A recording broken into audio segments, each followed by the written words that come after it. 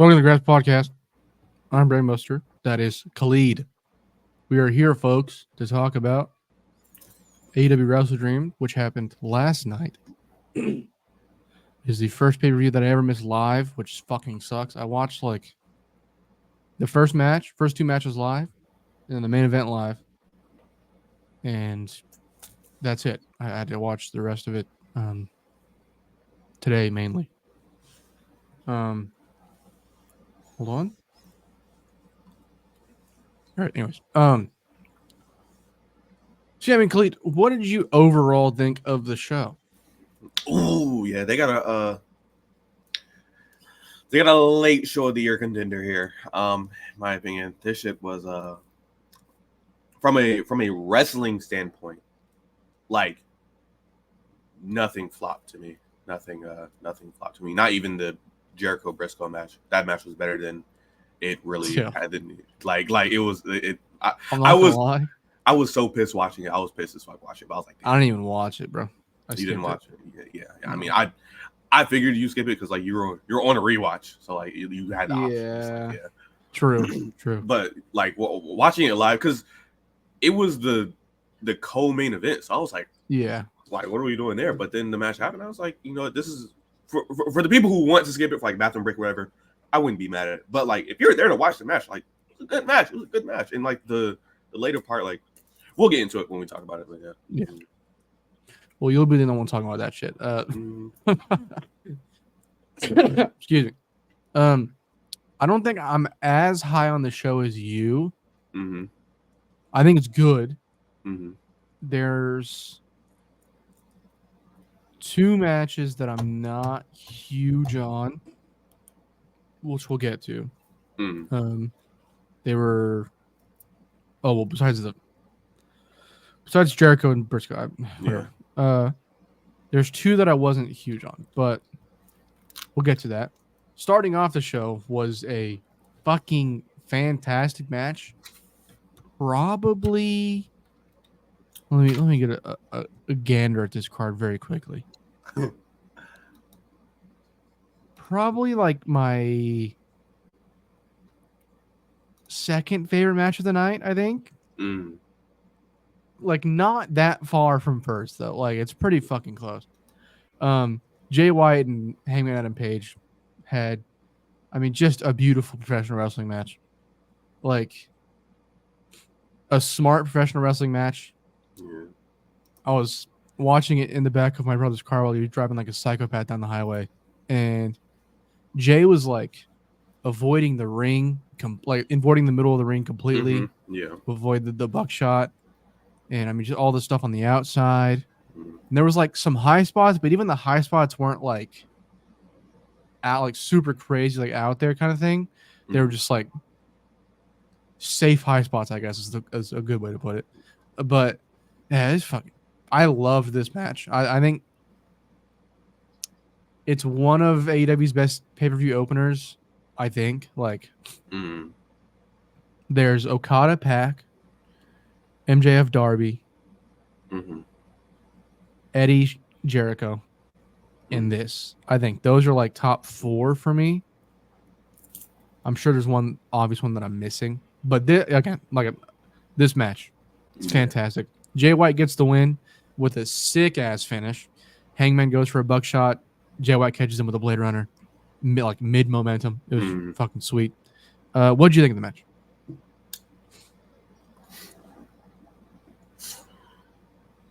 Guns up, man. Hey, look, man. Folks on Twitter. I'm gonna do a little Chief Keef rant real quick. Folks on Twitter saying Jay White ain't this, Jay White ain't that. Come see about him, man. Y'all was talking all that shit. When he had to work with MJF, Maxwell Jacob Freeman, mid-title reign at that.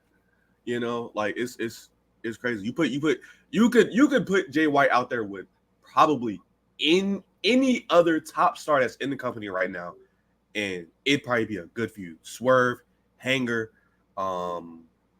Mox, Danielson. Like, I mean, well, not Danielson, more, but just saying, like, or just saying at that time when he was in the MJF feud, if you would have put him in a different feud instead of that, like would have been money. But hey, this match really showed it. It showed a few things that like a lot of people like, including me, because I didn't think babyface Jay White would be too crazy. He's crazy. All right, it's like a nice change of pace, and because there's like already that base there of the fan base already kind of liking like Bullet Club Gold anyways. Yeah, it's fucking they were cheering him heavy. I know it's because like Hangman's history was Swerve and stuff, but still, like I thought it was like it was great. Great. The match started off with leg work, and he was doing both legs throughout the whole match. He was doing like both legs heavy. Jay White was working Hangman's legs like heavy. They had this spot where Jay White put Hangman on the top rope, and then no. Jay White or Hangman was at the top. Jay White hit him. Hangman's leg got caught, and he was leaning on the outside. Jay White went into the outside, just started chopping him.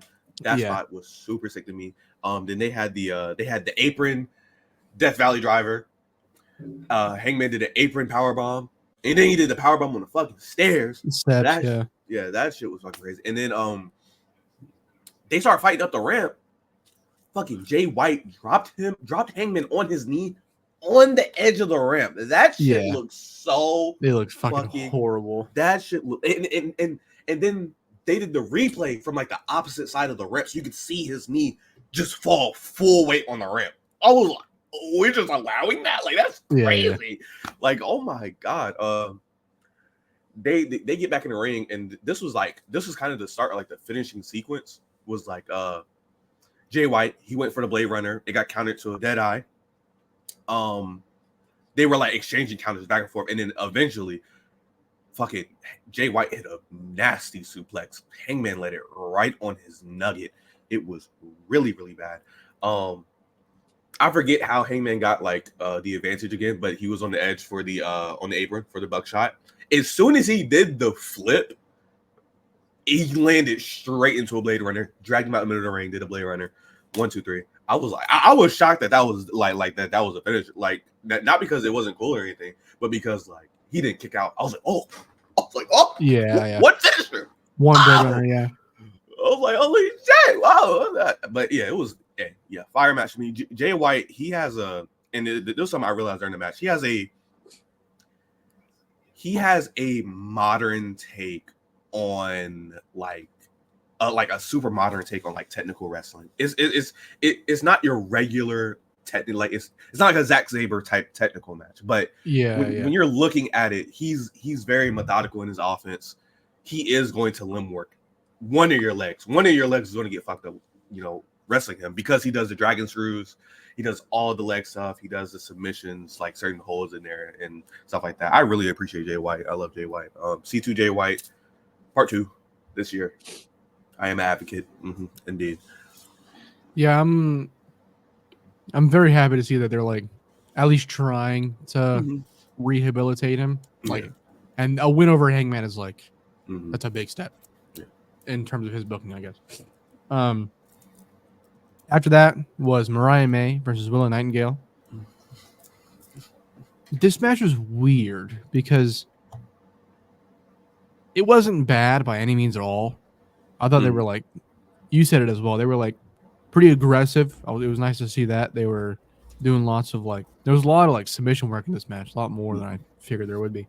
But it was like in between like the submission work and then like the high spots, there wasn't really much of note, really. Like it was just a fine match. There was like would you call the Death Valley driver into the corner? Is that right? Yeah. Willow hit a fucking sick Death Valley driver onto Mariah May into the corner. Mariah May got the win with, I believe, a Storm Zero. Is that correct? Yeah, they it was actually an interesting spot. So Mariah was going for that it's that move that Trish Stratus does, the one where she handstands on the bottom rope and gets her legs up. While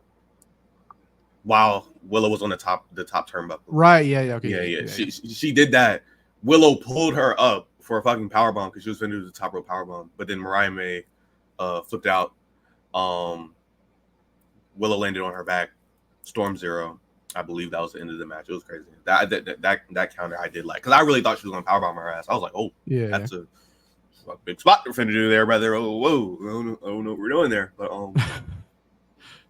I was really hoping that Willow would get the win, but that does not seem to be what happened. Obviously, rip. I guess. Who do we think is taking the title off of Mariah? It's probably going to be Tony. Bro. It's probably going to be Tony. Why? You know? They just want the title on Tony. I don't want this to be confused. I don't hate Toni Storm. I think she's a great wrestler, actually. I think she's been on like a pretty awesome run. Specifically since the Izumi match, like everyone says. But just give me something new, man. It's been almost a year that we had Tony with that title. You know, it was a year that we had Tony with the title. Well, like I don't see. People think she's winning it at Full Gear. I don't think she's winning it at Full Gear. I don't think she's winning it at Full Gear. I mean, she might, but I probably put my chips on Grand Slam in Australia. Just to, that makes sense. Yeah. I was gonna say that. Like, that's a long time for Mariah. Hopefully, they can fucking book something of note, please. All they have to do is like get the Mina stuff for like Full Gear. Then you probably Stat probably is not getting a TBS title. You can do Stat and Mariah. Probably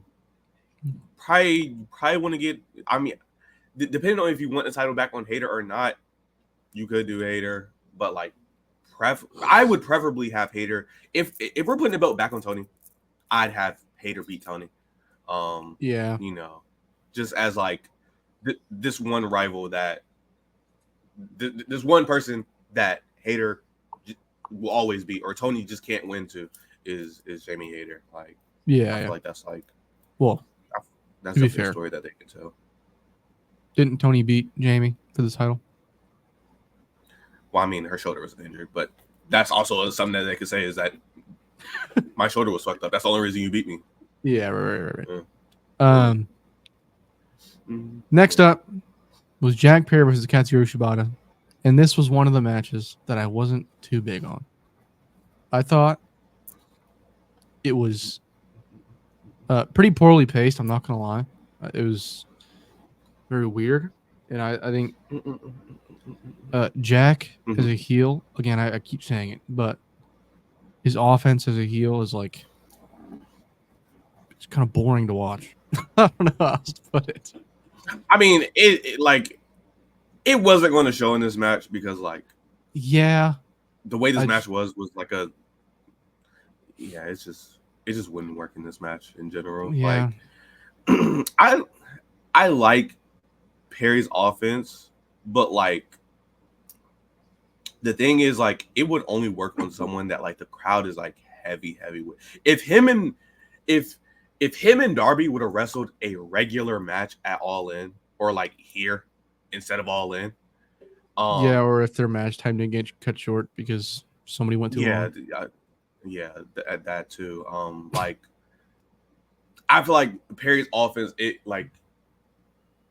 would have a lot more pros to it because his offense seems to be catered to go against someone that's a super baby face and also probably like the same size as him, or probably smaller than him. With Shibata, that's someone who he doesn't really sell moves like that. I mean, he'll sell something here and there, but like, and especially in this case where Shibata's like basically old man Graps, but he's like just really good at it. And then he's really him, but he is old. And then you have Perry, who's just this young weakling. Just does not eat his vegetables at all. Shibata's not going for it. And then also like the fucking way that he lost, like, I don't mind it because like it was basically Shibata losing because of himself and not because of Perry. Because it's not like Perry leaned back or anything. Perry was getting put to sleep. You know, he was just too aggressive with it. I would like to say, Shibata did a he did a DVD and a Ushigoroshi, Yeah. and I was like, The Ushigoroshi, I'm not yeah. that for me. I was like, let's fucking go, brother. Yeah, I was because like when he first picked him up, I was like, yo, it's even if he doesn't go to sleep, he might win the title right here. Jack Perry is not getting Shibata is a man who like you know damn well if Shibata went up to Jack Perry and said, I want to hit you with a GTS and bidding for 1, 2, 3, Jack Perry would have been fuck you, man. No chance. I'm no selling it. My goodness, that would have been fucking. I mean, like he could have tried no selling, but if he lay that knee in, woo, he's out of there. But he did a DVD. I was like, okay, cool. But no, again, I was like, oh, GTS now, and he did Ushika Rush. I was like, oh, whoa. Now that's supposed to be finishing the match. That's supposed to finish the match right there, brother. Yeah. But yeah, it didn't. Shibata, he wrestled a fine performance in my opinion. Perry, you know, it's DG, so like DG coming up. So I think that match is going to be like after the match. Jack Perry was about to attack. Is that what? Yeah. What led to? Yeah. Okay. Yeah. Jack Perry was about to attack Shibata, and then DG's music hit, and he walks out face to face with Jack Perry, and as soon as that happens, basically, MJF's music hits.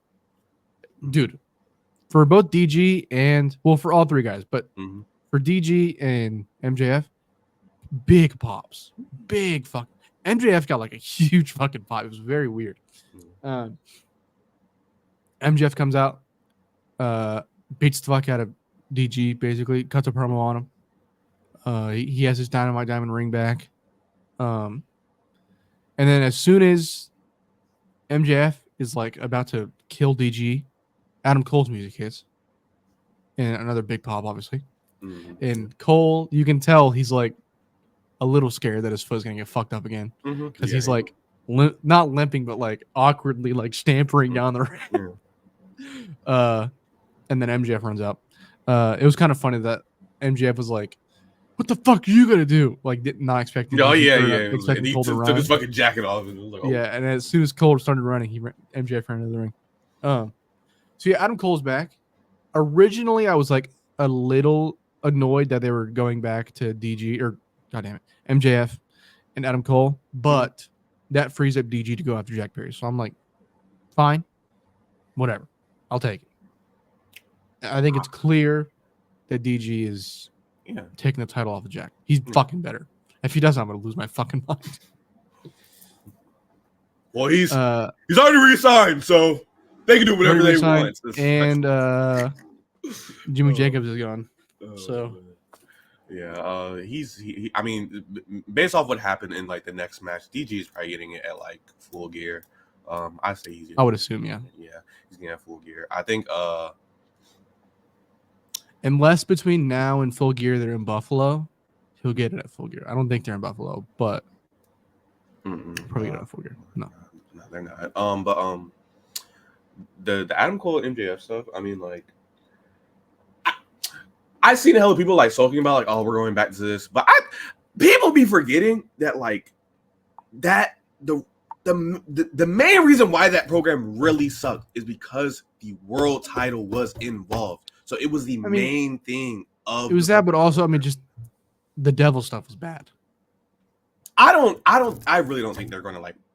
No, I don't think they're gonna go back to the devil stuff at all. No, I don't. But I just think that there's like that stigma, I guess, with the feud. Yeah. Because the devil could stuff. Definitely understand that. I could definitely understand that. But like just the fact that like the Kingdom were nowhere to be found in that moment at all, right there, makes me think that they're not doing. Plus, that. Also, the Kingdom, they were on Rampage, and they faced the Kyle and Cassidy. Kyle and Cassidy, and they shook hands after the match. So it's like maybe a face turn, maybe, perhaps, we'll see. And again, like, I mean, I'm saying that plus them not being with Yeah. Cole. Yeah. Cool. Yeah, I mean, I'm excited. We'll see what happens. I mean, I'm excited for DJ and Jack. We'll see what happens with Cole and MJF. I enjoyed like the initial first part of their feud with like the time limit draw that they did. I thought it was actually very good. So we'll see. AEW International Title match. Konosuke Takeshita beat Ricochet and Will Ospreay. He is finally the international champion. Let's fucking go, brother. Takeshita got so much shine in this match. It was kind of fucking. I was kind of scared watching it that him getting so much shine meant that he was gonna lose. It didn't happen though, dude. One spot specifically that made me beat my fucking chest. Ricochet and Will Ospreay teamed up. They're like, yeah. I'm dying. They dapped each other up, and then Takeshita like sold it for a second, and then goes, "What the fuck am I doing?" He took off his elbow pad and just fucking forearmed the fuck out of both of them. It was so beast. He just didn't give a fuck. That's what I want. That's what I want from Konosuke Takeshita.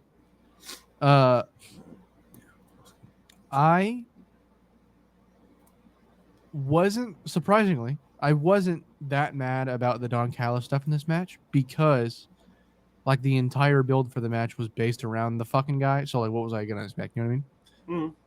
Plus they also mixed in the Kyle Fletcher turn, like definitive turn on Ospreay. Yeah. So like fine. The match itself though, fucking awesome. I thought Ricochet was like very, very fucking good in this match. I mean, he's back in the trunk. So that's exactly why I texted you because I was like, yo, he had that jacket on, but it zipped like halfway, and I was like, is his legs out? I was like, oh my god, he's wearing trunks. Oh, he's gonna go crazy, and he did exactly that. I was like, oh my god, it's so like seeing Ricochet be this good again. I'm very fucking impressed with Ricochet as like the past 3 or 4 matches he's had. He did a shooting star press in this match that was glorious. I mean, just slow motion, looked fucking beautiful. He took the big table spot. I forgot what is. It was a fucking tombstone. It was, but like it's like the thing where he hooks the legs. Yeah. I call it a leg trap tombstone because that's what it is. Is there a name for it? I'm gonna look at this cage match very quickly. There probably is a name for it. There probably is. Is it the surprise rose? Is it? It doesn't fucking matter. She fucking took it though, and it was fucking sick. Yeah, I love this match. I thought it was very, very good. There was the usual Will no selling bullshit, but hey, Takeshita got the win. I'm not going to bitch about it. I assume you love the match as well. I mean, that honestly, there wasn't that many actual no selling from Will. There was a few times on the Frankensteiners, but most of the lariats that happened to Will in this match, they were just flat out just countered. Like the one where him and Takeshita were both running the ropes. He like usually whenever he does that, when he like takes a lariat and does the flip out of it, he flips on the body. He flips on the body usually. That, but he also holds onto their arm. Yeah. That time he just didn't. Yeah, no. Like he got hit with it. Like it looked like he like fully got hit with it. Yeah. But he just landed on his feet. It was fucking wild. It was so sick. And then did a cutter after that. Fucking insane. Yeah. It was an insane angle cutter because like Takeshita was like he was like regaining himself. He got a little close, and in the way he flew in, it actually turned into like a bit of a net breaker, which I was like, yeah, I was about to say, like kind of like the side of the neck. You know, I was like, oh, that's kind of cool. I'm not gonna lie. Whoa, but yeah, Ospreay like him and Ricochet, they did like excellent job at making Takeshita just look like Takeshita. Like this is like if I wanted to show someone Takeshita, I probably it used to be the Kenny match, but I'd probably use this match now. Because it goes through everything that like Takeshita is good at and what he does. He was a even showcase, basically. Yeah, this is a showcase. He was even doing as a supposed to be heel. He was doing crowd work like on the side as well. Like, come on, like like he's and like it's so weird because he himself like he can't even help himself. He wants to be a face, but Tony Khan. But you know what? The time is coming. But there was so many good spots in this fucking match. Like it's just, oh my god. The one where Ricochet was doing the Sasuke special, Takeshita caught him, and then Will Ospreay came in his own. That shit was fire. All the forearms all the striking that everyone did this match was great.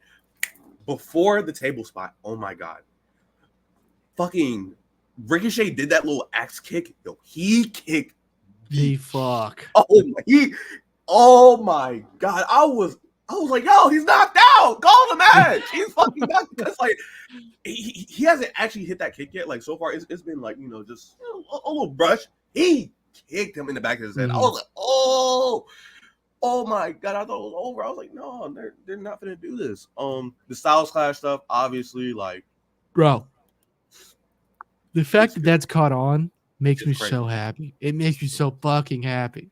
Every time the crowd screams it, it's so fucking cool, dude. So I can't wait. I need to be at a live show, and I need to experience it. I need to.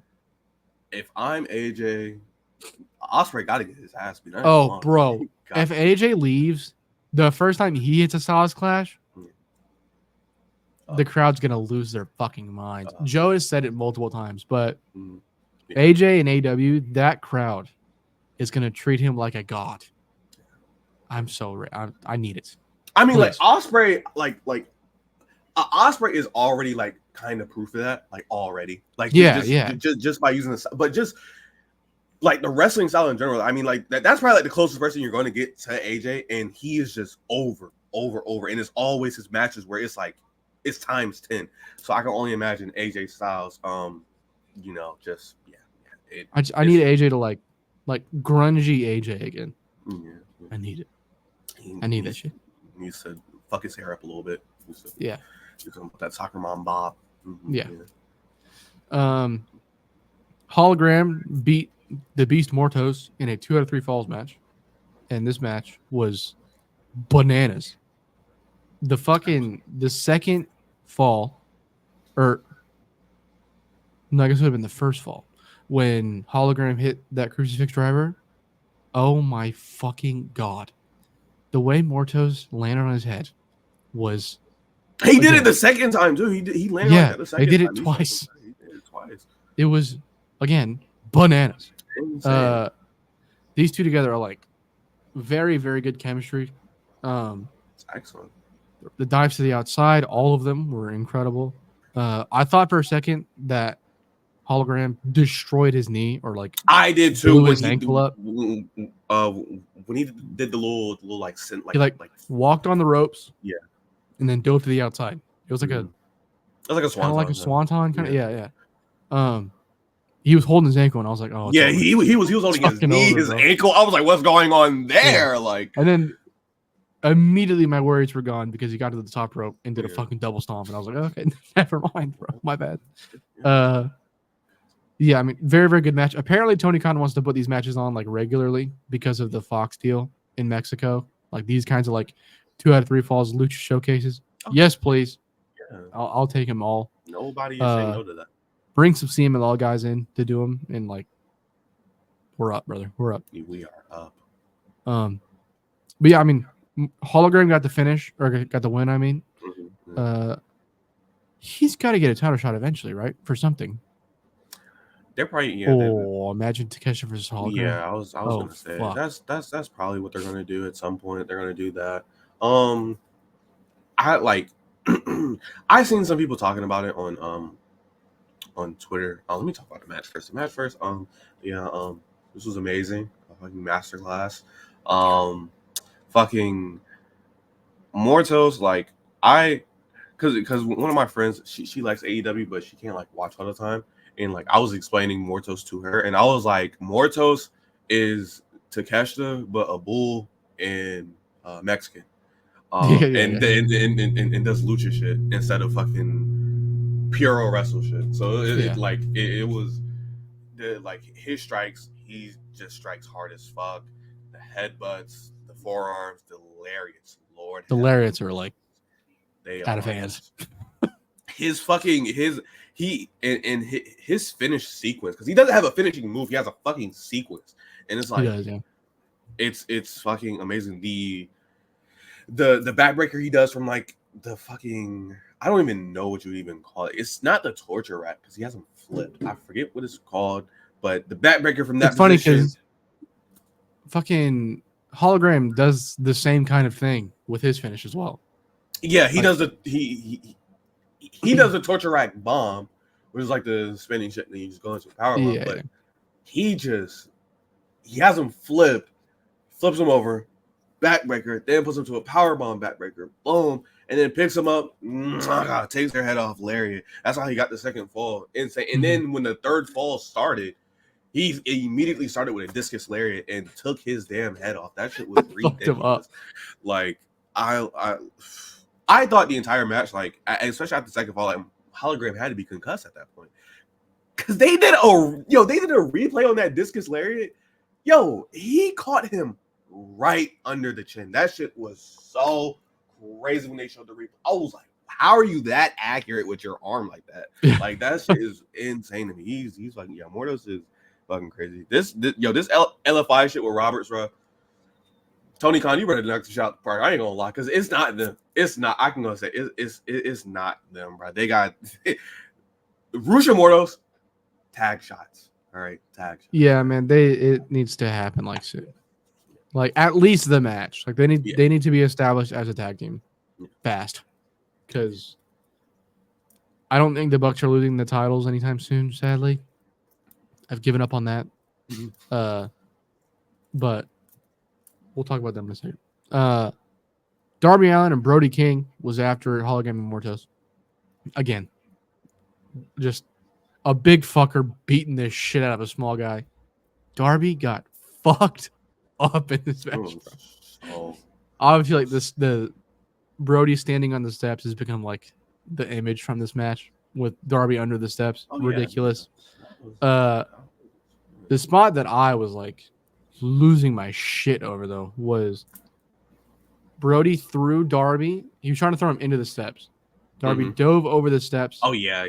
Came back, dived over walked the steps and jumped off. And then Brody just fucking elbowed directly to his fucking face, bro. Well, fucking rough. Brody's the coolest wrestler in the world, I think. For me, at least, he's like a wrestler specifically made for me. He's so sick. Yeah, I mean, there was the spot where, I mean, the coffin drop onto the fucking the steps, obviously. Ridiculous. Fuck the Ravens, man. Anyways. Yeah, a sick ass match. Darby got the win, which fine, I guess. Where is he going? I don't know. I would have. I assumed that Darby was going to lose. Yeah, but like soon. Oh no, not soon. But this is like the start of it. This is like the start of it. Yeah. I assume he's taking the title off of Mox at like Revolution. That's what I assume. They're starting that shit in October. Fucking Jesus. He's gonna be like the way I see it is that they're gonna have him be like undefeated in singles matches like all the way up to Revolution. I don't know if he needs that many matches to fucking get a title shot. He's not gonna wrestle every week, but like, yeah, basically. I don't know. I wish Brody would have got the win. I think Brody is he's so fucking good, man. He's so good. Every time he gets like a spot, he blows it out of the fucking water. Yeah. Every time. He's never disappointed. Yeah. Fix it. I mean, they can't have him win here because of like the reason the match is happening. If he would have won there, then it would have been like, oh, Brody's in Darby's spot now. Darby, no more. That would have been because that was the whole reason why the match was happening. Yeah, we know that. Yeah. Everybody knows that. What? When they said it on TV. No, not everyone's that smart. Not everyone's going to take it as literally as us. You know? All right.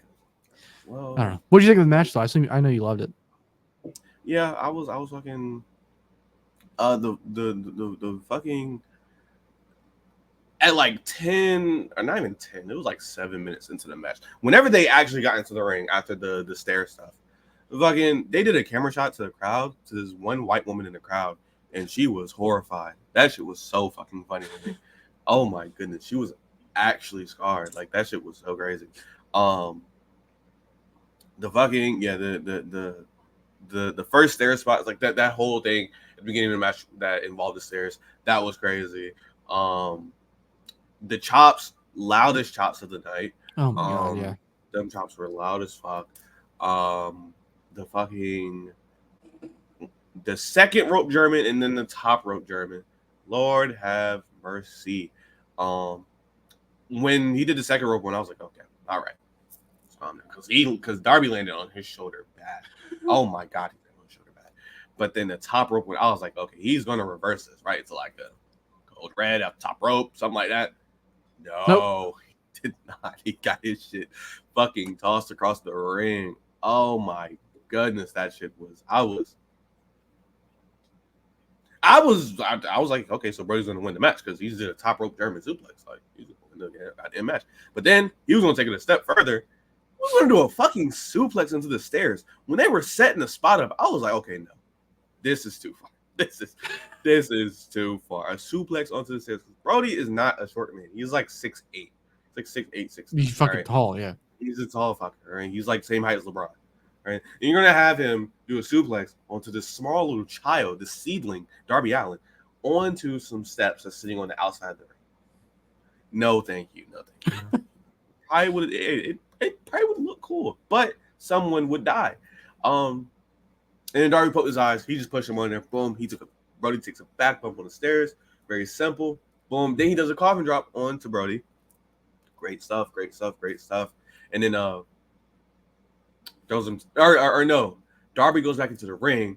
Ref starts counting. He gets to 9. Brody gets in the ring, and as soon as he gets in the ring, he gets hit with a coffin drop. That's the match. Good match. Good match. Very good. I like the lock. I think this they're 3 for 3 now in all of their interactions. Mm-hmm. They're all fucking sick. Yeah. Well, 3 for 3 in the ones in AEW. I mean, I don't think I've watched very much of their indie stuff. I know I've seen seen clips mainly. Mm. Good match though. Again, I wish Brody would have won, but I'm not gonna argue Darby winning.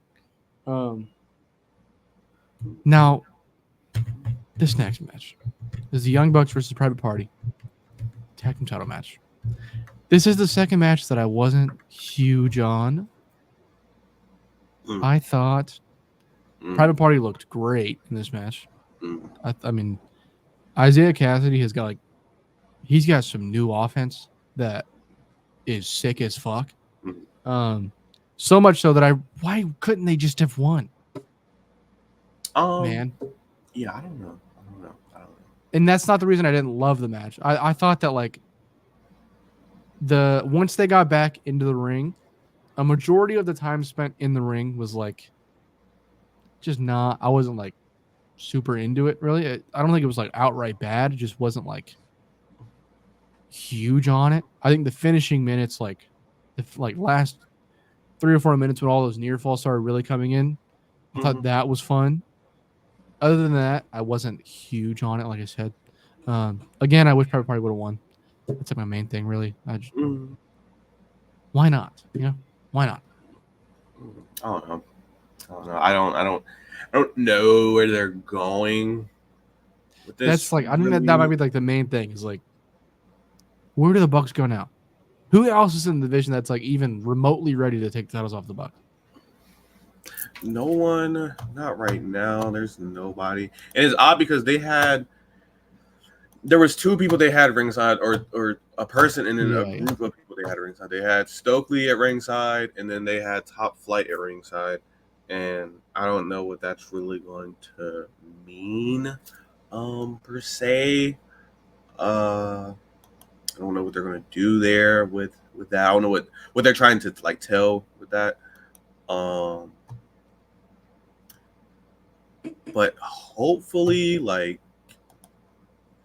I've seen people say like this isn't like Private Party isn't really going anywhere. Really, like they're not out of the title picture. I've seen people say that they're like not out of the title picture. I mean, that's fine. I think that if the story is as the Private Party doesn't beat them the first time, that's cool. I'm cool with that. I think that's like an interesting story to tell. We'll see, obviously. But yeah, I don't know. I was a fan of the match. I mean, like not like a crazy fan of the match, but it like after the I don't know when they did the flashback spot, I was like, ooh. You DM'd me and you said the Bucks are back, bro. I don't care. I'm biting the bait. So I don't know. Yeah, I was definitely biting because not only were they like good to me in this match, but they were making Private Party look good when they did. I think Private Party was making themselves look good in this match. They were on one. Yeah, they definitely were. They like it's they haven't been doing spots like this for like a while. Like actually changing up their offense in a minute. Yeah. Like most of their stuff has been like, oh, this is a Private Party match. This is what they do. But right here, a lot of the things they switched up for this match, like the silly string. Usually that shit never gets countered, but they changed it to where, and instead of going through with the silly string, they went out to the outside to do a Hurricane Rana on one of the Bucks that was on the outside. But like a lot of stuff like that was like, oh, like good on the Bucks to have that spot set up like that. Right. Yeah. Like, and then also the wait, hold on, I'm looking at my notes. The fucking the fucking rope powerbomb. They fucking countered. Oh yeah, that shit was awesome. I was like, yeah, that was awesome. Like that's I love that spot. That spot is like they've only done it with Will and Isaiah now, but like all the times they've done it, all 3 times I think I've seen it. Just sweet. Like both the times where it's executed and then it's also reversed, like it looks good. It looks good both ways, and that shit was fucking fire. Whenever they did the flashback moment of Private Party getting the roll up, to me that's when the back started to kick up. They did the gin and juice like shortly after that, and then they did Private Party did the more bang for your buck. I said more private parties. That's what's in my notes, which was crazy because then that was another two. That was two back-to-back big moves that went to 2. And then oh my god, the Bucks got Mark Quinn on the apron. They had him up for a fucking doomsday. One of the brothers was on the apron. One of the brothers was on the outside on the floor. Fucking kicked him. Did a doomsday super kick basically, and like bro. Mark Quinn just fucking tossed his ass. Yeah, it was wild. That landing was super fun. I was like, oh my god. And then they did the EVP to Zay, and he kicked out, and I was like, oh, has anyone kicked out of the EVP trigger? Somebody's had to. It's not a very protected move anymore. I'm saying the EVP version, not the BTE, but the EVP version. I know. Somebody's had. I feel like probably like one of the FTR guys. He kicked out, or did it get broken up? I don't know. I don't. I dead can't remember like anyone kicking out of it. Just straight up just kicking out of the EVP trigger. I don't know. I could be wrong, but yeah, they kicked out of EVP. I forget what there was something else that Private Party did. I'm pretty sure it was another finisher. It was a super close 3 count, but then the Bucks, they hit the TK driver. It was over. I was like, damn. I thought, a lot of people thought that Mark was going to turn because the music turned off. And Oh they yeah, were in that the ring. scared me. I was like, I was watching scared. it. I was watching it after the match. I hadn't heard anything about like that happening, so I was like, "What the fuck is happening? Like, why is this such an awkward scene, bro?" I was pretty scared too, but nah, they were just I don't know what that means. Like, commentary was trying to sell it, I guess, is like, like they'll be back, like don't give up yet, that type of stuff. So that I see people saying Full Gear. With the way the titles are looking, that's why my title says all heel wrestling.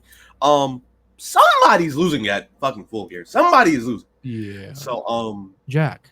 Yeah. Jack is gonna lose. I think the Bucks are losing. All right, but yeah, this match was fine. Their next match will probably be better. I have this like 3 3/4, like 4. But they're probably winning. I saw a Private Party as like the top of like they're winning the titles. So yeah. All right, well, hopefully, I hope Private Party wins. They really deserve a fucking just a chance, bro. Give them a chance to really connect with the audience over this next month or so. Yeah. ROH World Title match. Again, I didn't watch this, so you're gonna have to carry the load here.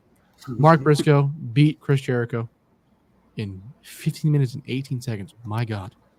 Wait, hold on. I knew it. I fucking knew it. I told you. This is going to be longer than Mariah and Willow. I fucking knew it. Was it really? It was. Wow. It was 5 minutes longer. That's great, man. Anyways, you said you didn't hate this match. Explain yourself. No. The match, it wasn't it wasn't like I like looking back on the match, can barely remember Jericho getting any offense. I actually no. The match started out, he did a code breaker. Cool. He did a code breaker. He hit the Judas effect at one point, and Briscoe sold that shit like hell. He did the fucking flipping cell on it. That shit was insane. Then there was a moment where he went for the froggy bow and he got caught with a code breaker. Those are the only things I remember from Jericho from that match. Everything else was Briscoe. Briscoe, they had a table set up on the announcement table. It was like leaning on the announcement table. Briscoe did the fucking chair spot where he jumped on the chair and landed on Jericho. That shit was cool. He did all his apron stuff this match. Pretty sure he did the elbow off the apron, the bang bang elbow. He did the blockbuster where he sat Jericho in the chair off the apron. They did a suplex off the apron. Ooh, that shit was bad. Oh my God, that was bad. Jericho did a suplex to Briscoe. That was another thing Jericho did. That sounds about right. I don't think Chris Jericho would ever take that bump. Yeah, it was really bad. I mean, like, look, he fell with the suplex as well, but it was pretty bad. I saw a thing like earlier in the night, and that's why I didn't expect any blood, and like there wasn't any blood.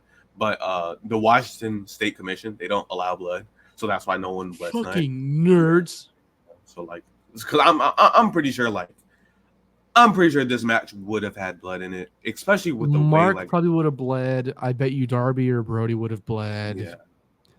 Ryan would have definitely fucking bled. The last match would have definitely bled.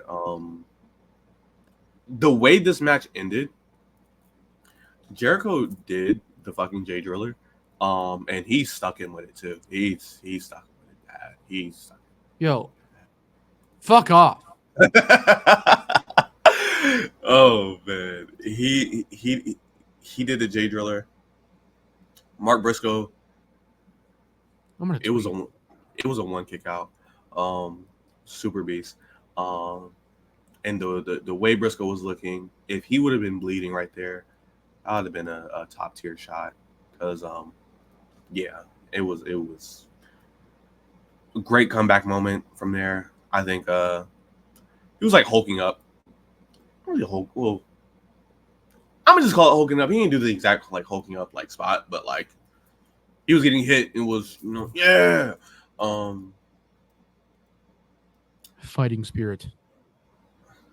I mean, yeah, like it's not so many people know that it's fighting spirit anymore. So. Huh? I was saying not so many people know that it's like I'm talking about when they're just actually doing this in the ring. Like yeah. Like, I just call that hulking up at that point. It's like fighting spirit. I mean, yeah, because like Hulk did do that. He was like, that kind of shit. As he's getting punched as well, it was like that's exactly what was happening. So I was like, okay, yeah, cool, whatever. I forget how he got like to like back into the advantage like after the hulking up spot, but he did end up getting it, and he did the J driller. Stuck him with it as well. Probably snapped his neck. I don't know, maybe. All right. Yeah, he fucking won the match. There was something that happened in the middle of matches. Fuck. In the middle of matches. But I'm gonna talk about that after the main event. Okay. Yeah, you can go into it. John Moxley has fucking murdered Bryan Danielson, folks. It's over. He's dead. This match was 26 minutes, and it felt like every fucking minute, but not in a bad way. It was like it was like a balloon just slowly being deflated. We felt it coming. It was only a matter of time, really. I think this match was good based on vibes alone, but as far as like actual in-ring stuff going on, it's clear that Bryan is very limited currently. Like, he cannot do very much in that ring without being an absolute fucking agony. Which sucks, but kind of to be expected given everything he's said in interviews lately, where he's like, he can't even do like the yes kicks without shooting pain going up his arms and stuff. Like, that's crazy. That's wild. But yeah, I mean, people are really, really, really mad about the finish. I don't really understand why. Oh my god, like, bro. If there was any way for John Moxley to win the world title from Bryan Danielson, it feels like crushing the hearts of all Bryan Danielson fans. You know what it feels like? Okay. It really feels like people have lost the concept of being mad about professional wrestling because of like professional wrestling and not because of like, this is bad booking, bro. This is bad. Like, this is like whoever put this finish together fucking sucks. No, man. You're just mad that like the guy that you like a lot got fucked up. That's wrestling, bro. That's just that's what's supposed to happen. You're not like, I'm not trying to tell people how they feel, but like, fuck, man. It's so clear that like people are like out there talking about it like it's just so underwhelming. Like, it's so like anticlimactic. Yeah. He choked him out brutally. There's no climax to that. Like, he didn't finish the story, man. It's not like a cinematic masterpiece. It's a fight. Brutal. It's uncomfortable. It is like it's villainous. Like, that's, I don't know why people have lost the concept of that. They're stupid. I don't and like it when you add so much more context of like what AEW has done like this year, we've already had a happy ending retirement with staying at the beginning of the year. Why the fuck would we do it again? If that's what Bryan wanted, fine. But this hits so much harder. You know? Exactly. You know, it sets up Mox as a champion now in such a like he is the final boss. Like he is a fucking ruthless, like just sociopathic fucking just insane person. He's Has the world championship, and like he's that. like wreaking havoc on the company. Exactly. That The group, locker room has to band together now. exactly. That group is like anti. It seems like the anti, bro. When they when they took the title and stuffed it in the bag, I stood the fuck up because I was like, yo, he's a fucking dude. He is a killer. He's just coming in to get a job done. Is basically what it feels like. Exactly. Like the target has been acquired. We're coming home with fucking Pac. The way they left the ring and Pac was holding the bag like we have the target fucking secured. Like I was like, yo, these guys are beasts. These guys are fucking beasts. They're fucking sick. And like I'm just tired of the Disney adults trying to watch my wrestling. Get the fuck out, nigga. Get out, bro. It's like, dude, it makes me so fucking mad. Like, there's no does. room for like these types of angles in wrestling. It feels like, at least like people think that. I mean, there's definitely room because they did it and it was awesome, but like the reaction to it makes it so fucking like, come on, bro. Like nobody that like it feels like no one that really like watches mainstream American wrestling, they don't want these angles where like they're like thrown off by the angle, but that's the angle's intention. And it's like, if it happens to them, then they're like the angle's bad. Yeah. Shut up! Oh my! Everyone's afraid of like being worked. They're afraid of like exactly. It's like they're afraid of like falling for it. Exactly. I've seen so many BS like, oh, they should have done this. Oh, this should have just been Danielson and Darby. Man, fuck off. Oh my God. Like that shit is like, I seen someone say a retirement match where it's two faces and it's just, you know, teeth and palms, everybody shaking hands and all smiling and happy in their home state. That shit doesn't do nothing for nobody. It's not going to elevate anyone for real. And not like this. It's clear that like, I mean, the report was already out. Oh, yeah, let's just, folks. We knew that Mox was going to win like months ago. It was something that we've already known. So like, it's clear that Brian and Mox had this idea for an angle that was going to like propel a story forward. It wasn't, the point of this match wasn't just a Bryan Danielson retirement match. That'll come when Brian actually fucking retires. It was clear that from the jump, this was about giving Mox a spot at the top and starting a company-wide story. Exactly. That's what the point was. It's obvious. It's three men, maybe four. It's Tony, Brian, Mox. They were in the room. They crafted this maniacal plan. Probably from like, I seen someone say like they had this shit done like a little bit before summer, I think, or something like that. That makes sense.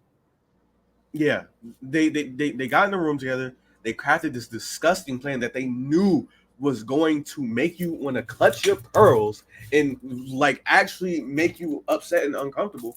And it was like, yeah, we're going with this, and they stuck with it the entire time.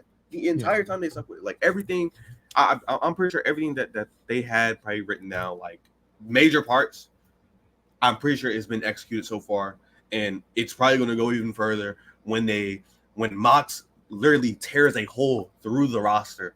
Like he's going to go through everyone in the roster. Maybe kill this fucking roster. Yeah, he's going to. This roster's dead. Every baby face that's on the roster, they're fucked. You know what? Like really would not surprise me if the full gear match is Mox and Darby again, and Mox like fucking brutalizes him like. I'm talking like blood, like pouring, like Eddie Guerrero type fucking blade job, like fucking kills him. That's the kind of thing that's like setting that up, getting that match out of the way, really, so they can do it again in a couple months. That would be where I would go, I think, because it's like where, like, who else They're would going. challenge you? I can tell you that. I can tell you right now, and this is what I was going to talk about earlier. They had a spot. It was after the. It was which match was after? It was after the triple threat, where it was Jerry Lynn, Renee, and Cassidy. And Renee was like, "Oh well, Cassidy, Jerry Lynn has something to tell you." And Jerry Lynn just flat out just told Cassidy, he's like, "Yo, you've been here for a long time, and everyone's appreciated the things that you've done. But if you wanted to be the man, you could be the man." And I was like, I was like, okay. I mean, we rarely get appearances from like Jerry Lynn like that. So like, this is supposed to be something big. So like, what I'm thinking is like that idea you just pitched, that's going to happen to Orange Cassidy. That wouldn't surprise me either. That's going to happen. That's definitely going to happen to Orange Cassidy. I feel like if they weren't to do Darby at Full Gear and have him lose, they'd put Orange Cassidy in that slot, have him get fucking just brutal. That works too. I'm fully okay with that. They need to like.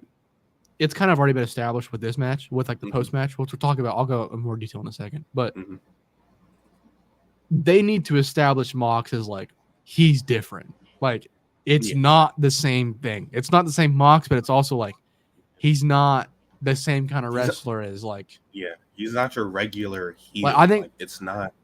They need to be like there's a line that they need to walk gracefully, but they need to like he's real is what they need to say. Like he's not. It's not fake with this. Like he's fucking real, bro. Like again, there's a line that they could walk there. Dangerous. I wish Eddie was healthy right now because he would. They should just fucking just do the same. An Eddie Kingston pre-tape where he's on his couch. Just do it. Yeah. Do it. That's fine. Like the same thing they did with Brian. Do it again with Mox. Yeah, where like Eddie's like, he said it. Where did he say it? There was something that he said where like, I knew Mox he's not the same because he hasn't sent me a meme in 4 months or whatever. Yeah. Cut that kind of promo where he's like, he's not talking to anybody. He's not talking to Renee. He's not talking to anybody. Ooh, yeah. If they could do like an interview where it's going back and forth from like Renee and Eddie Kingston, like they're just saying things that they've observed about Mox since this whole thing has started, like that. And then they could do something where like, bro, imagine like Renee is interviewing somebody, and then she like runs into Mox or something, and she's like scared, like she's scared of her own husband, kind of thing, bro. Guys, and she's good at acting. She can do that shit. Yeah. She can do it. She can definitely do it. Like. There's so many ways they can go. This is like a fucking genuinely intriguing character. Stop bitching about it. I swear. Please. Oh my. This is like, because like, oh my.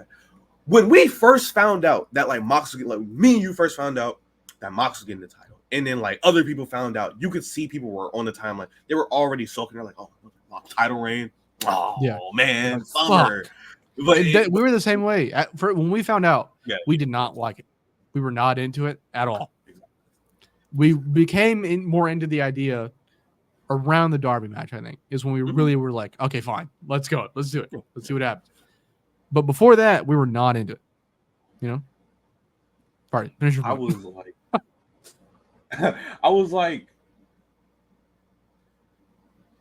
okay, we're getting another Mox title reign. We wanted it to be Darby at the time. Even at that time, that was like before Darby even had his match at Grand Slam. Like the match had already been announced for Grand Slam, but Danielson hadn't had the title yet. Swerve still had the title by the time we found out. And like now we get this angle. Or no, we got the first all-out angle, that first all-out angle, and everyone was like speechless. Didn't know what to say. We were like, holy shit, what's going on? And then we get another cool post-match angle where now Danielson's gone, and then there's people bitching, and we get actual cool shit, and niggas want to fucking complain? Get the fuck out of here, bro. That shit, it's like genuine emotion in it as well, because the post-match, I'll break it down now. So again, they put the title in the bag.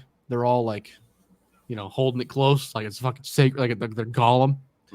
And They start beating down on Brian, and Yuta comes to the save. Or no. Who's out there? Fuck. Okay, wait. Who does Yuta It was attack? Darby, and then Darby comes out for the save. Yuta Darby. and Darby both come out for the save. Yeah, they come out at the same time. And yeah. Yuta's like behind Darby, and Yuta hits a Busaiku knee on Darby. Turns, basically. And then they get back in the ring, and they being Mox, Marina, Pac, and Claudio. And Mox, without even looking at Yuta, just hands him a plastic bag, like puts it on his chest. And then Darby just puts it right in the center of his chest. Like yeah. And then Marina and Pat grab Darby, and they tape his wrists to the ropes. And Darby or Yuta grabs the bag, puts it around Brian's neck, and he's like begging for Brian to stop squirming, like just begging him, screaming. And so yeah, it was a very emotional scene. And then finally, the entire locker room comes out, the ring clears, and everyone's out there. Darby's out there, again, obviously. Orange Cassidy's out there. Private Party's out there. Andy Garcia's out there. Adam Cole's out there. All the security, obviously, medical, all that kind of stuff. Yeah, they placed Brian on the gurney, and it was silent. It was silent. Quiet. Connor was there. The winter weather, filming weather. He said that the air was like sucked out of the building as soon as that happened. As soon as Mox won, really, is what he said. But oh yeah, you didn't mention the shit Claudio did. Oh my god, the fucking chair. Lord have mercy. Oh yeah, okay, right. Before the ring cleared, they put they put Brian's head in the chair, like a steel chair. He was on the ground, and Claudio ran from the corner, big stomp onto the fucking chair, onto Brian's neck. Yeah, ridiculous. Excalibur, Tony, and Jim Ross were fantastic on commentary. Like, they were great. Yo, Excalibur started fucking actually crying. Yeah. That shit was so crazy. And then Jim was already like, yo, I don't like this in like the middle of the match. He was like, man, I am not a fan of this. Please stop the damn match. Yeah. And as it just went on, just all of them were disgusted. That shit was, man. It was very good. Was great. I think talking about it now has made me a bigger fan of it. Like it's fucking. It's nice when there's two people who can just talk about it and just don't have to worry about people. Yeah. Fucking angles fucking suck. Like shut up. Like the thing is, I mean, God, I'm actually a bigger fan of the angle than I am the match. The match itself, like that's fair. That's yeah. That's definitely fair. That's definitely fair. People are fucking stupid, folks. They're just fucking. They're so dumb. Always want to be happy endings. Nigga, shut up. Nigga, yeah, I'm sorry. On this show, there was one match made official. A second match we can kind of guess was made official for Dynamite. Mm-hmm. The one made official is Queen Aminata versus Mercedes Moné. Cage match says it's for the TBS title. I don't know if that's on the graphic, but I mean that's. Listen, folks. If Mercedes Moné can't have a good match with Queen Aminata, she might be fucking washed. I don't know. And then the second match, this is on the pre-show actually. Kyle O'Reilly. Huh? And what's up? You didn't see this? No. You were talking about you said something about Queen Aminata and Wash. That's all I heard. I was like, oh. No. I said if Mercedes Moné can't have a good match with Queen Aminata, then Mercedes might be washed. Okay. Hold on, folks. That's a pass interference if I've ever seen one. Throw the fucking flag. There we go. Okay. And then Kyle O'Reilly versus Kazuchika Okada seems to be happening on Dynamite. We'll see. I would guess so. And King of Pro Wrestling is tonight, folks. We previewed that on the second half of our WrestleDream predictions show. When was that? Yeah.